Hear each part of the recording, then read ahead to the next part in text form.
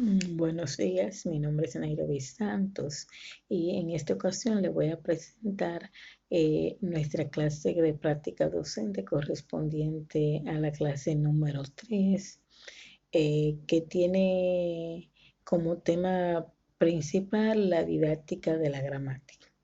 Pues iniciaré por mencionar a Guillermo Calderón Camacho y su investigación didáctica de la gramática en la educación secundaria obligatoria, teorías lingüísticas y libros de textos, en la cual él inicia citando a Quintanillo de manera textual cuando dice que no hay edad, estado ni profesión alguna en que no sea conveniente la gramática.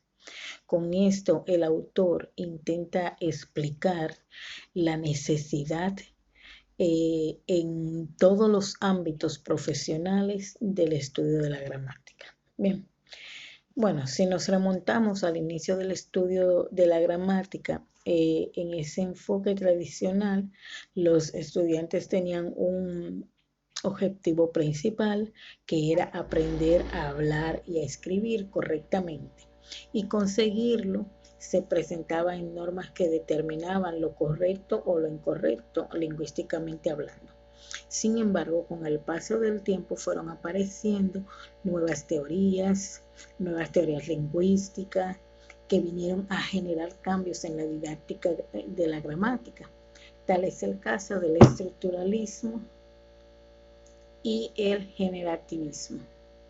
Bien, el estructuralismo, por su parte, defendía el estudio de la lengua como un conjunto de estructuras interrelacionadas e incluye de manera novedosa el estudio de la lengua oral.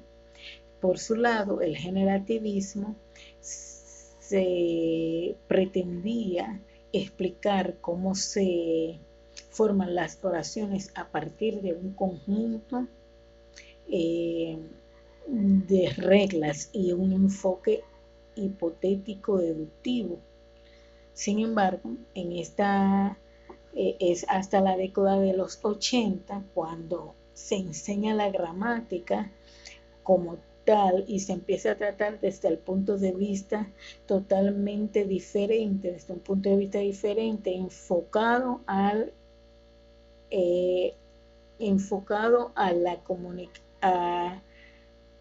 lo comunicativo, con un enfoque comunicativo. Bien, asimismo, en este trabajo de investigación, el autor se propone una serie de objetivos, los cuales vamos a enumerar, de los cuales vamos a enumerar algunos de estos objetivos. Primero, observar el papel del libro de texto en la didáctica de la gramática y en el estudio del español.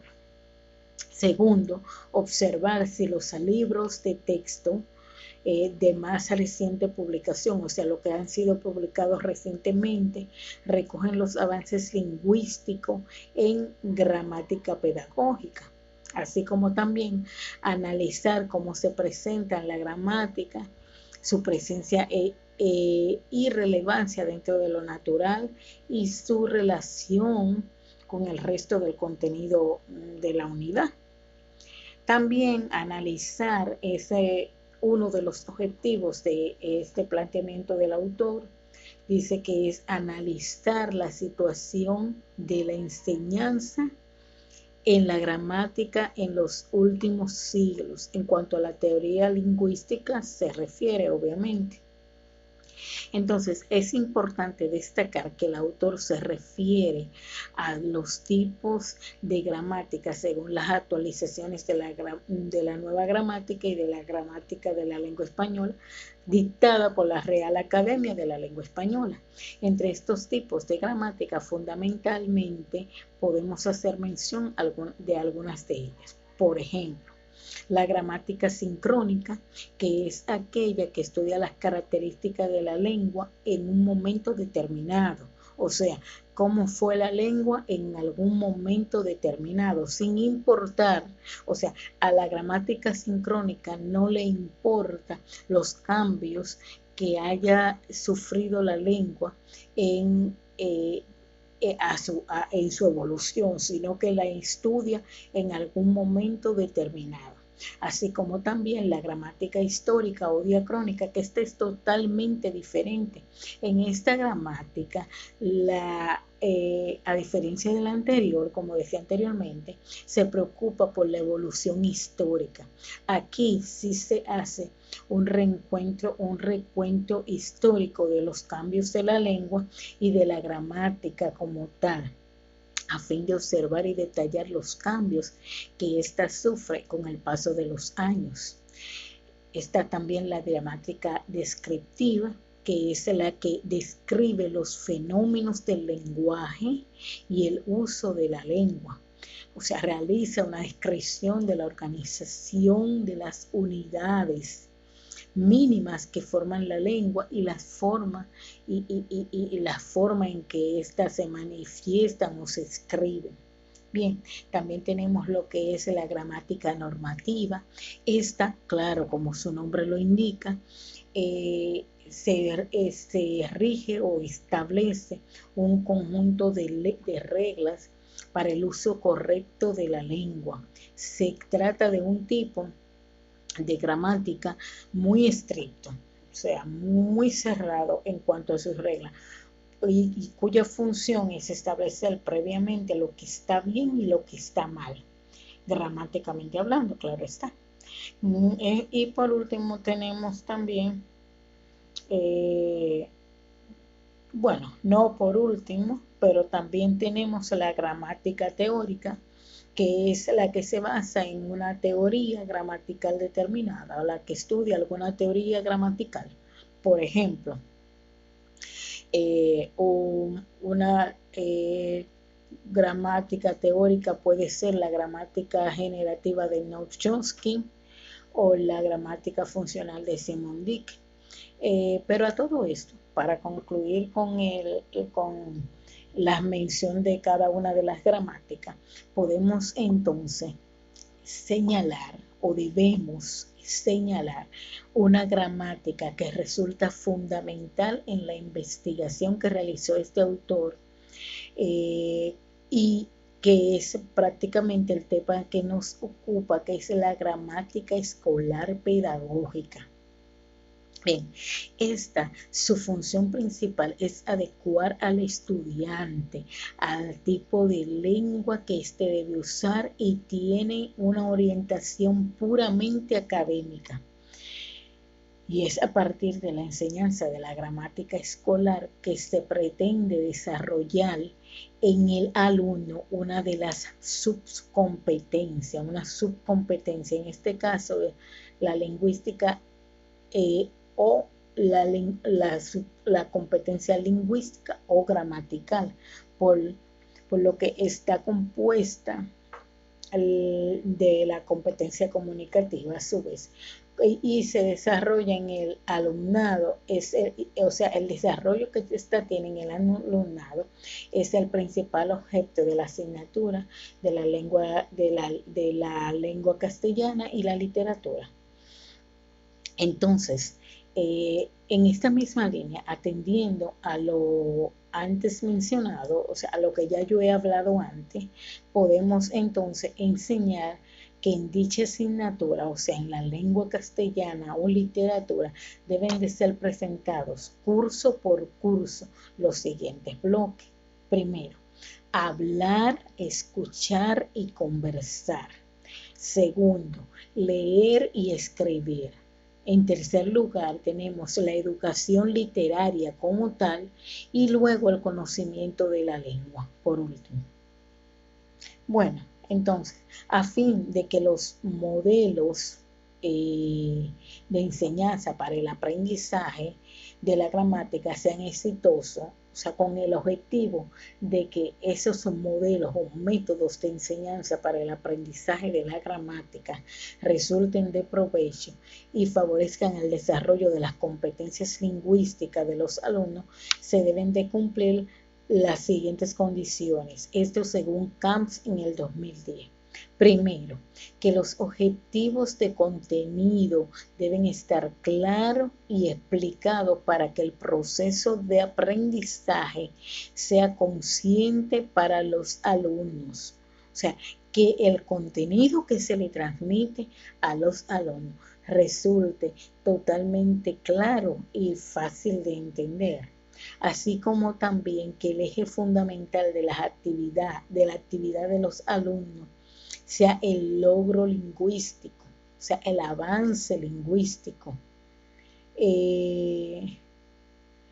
Debe también existir una reflexión por parte de alumno y maestro, así como también se debe potenciar la relación entre el uso y sistematización, es decir, que el alumno sea capaz a partir de la observación de llegar a una explicación gramatical y a utilizarla, o sea, y a poder producir en función de lo que se aprende. En lo que se refiere al papel del alumno en el aula, se prueba que si se trabaja exclusivamente con libros y textos, eso es lo que expone la autora. Si se trabaja directamente con libros de texto, es evidente que el resultado que vamos a recibir, o sea, es un aprendizaje deductivo. Y el autor concluye exponiendo en ese mismo orden la necesidad de la gramática en el aula y que se debería debatir cómo trabajarla, pues desde los inicios de la didáctica, la gramática pedagógica y dependiendo de la teoría lingüística emergente en cada época, los contenidos se han trabajado de manera distinta. O sea, en cada época, a medida que ha pasado, que ha ido evolucionando en la enseñanza de la gramática, no se ha trabajado de una sola manera, sino que ha sido de manera distinta. En este sentido, se basaba el enfoque primeramente en algo tradicional y se abogaba por un aprendizaje memorístico de la gramática y se defendía su estudio exclusivo para el aprendizaje de la lengua. Sin embargo, la evolución de los diferentes enfoques metodológicos hizo que en los años 90 en España comenzara a surgir una nueva teoría lingüística aplicada que perdura, que aún, o sea, aún la tenemos vigente, esa teoría lingüística, que es la que se usa comúnmente para la enseñanza de la didáctica y de la lengua. Entonces, para continuar con el desarrollo de esta clase, podemos ahora mencionar un enfoque distintivo en la enseñanza de la lengua y la gramática, y esto planteado por Benjamín Matencón Ramírez y Francisca Zaragoza.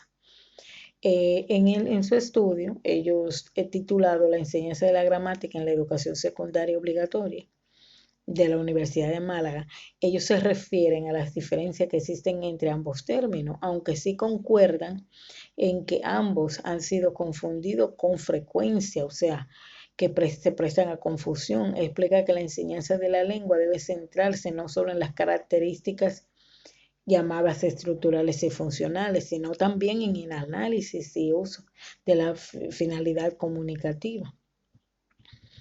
Así como también podemos mencionar 4 destrezas que para ellos resultan fundamentales: escuchar, hablar, leer y escribir. O sea, esas son las 4 destrezas que ellos entienden, lengua y literatura, en la enseñanza obligatoria debe de ser como un foco fundamental.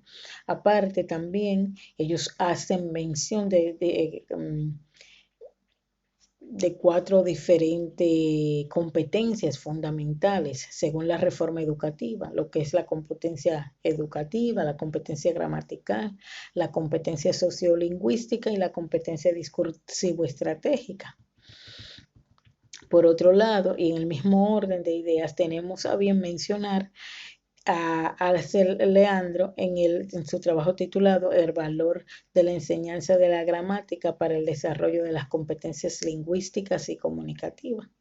Hace mención él en ese mismo orden de diferentes corrientes gramáticas, como fue la gramática descriptiva, la cual explica la lengua tal y como es, la gramática funcional o las funciones de la lengua, que obviamente estudia cada una de las funciones de la misma, la gramática generativa de la lengua como órgano mental y la gramática cognitiva y la relación entre lengua, mente y mundo. Podemos entonces ir concluyendo esta clase,